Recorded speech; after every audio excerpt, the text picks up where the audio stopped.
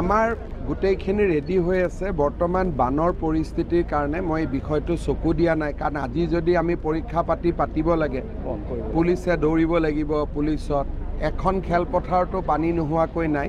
সেইকাৰণে জুলাই মাহটো অপেক্ষা কৰি লওঁ, তাৰপিছত এই বছৰতে আমি সব শেষ কৰিম।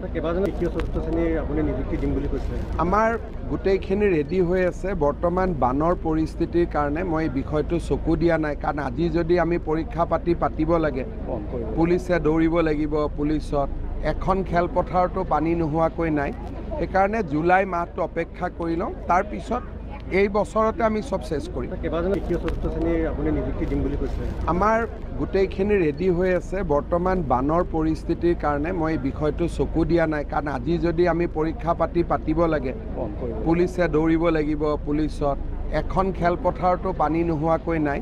সেইকাৰণে জুলাই মাহটো অপেক্ষা কৰি লওঁ, তাৰপিছত এই বছৰতে আমি সব শেষ কৰিম।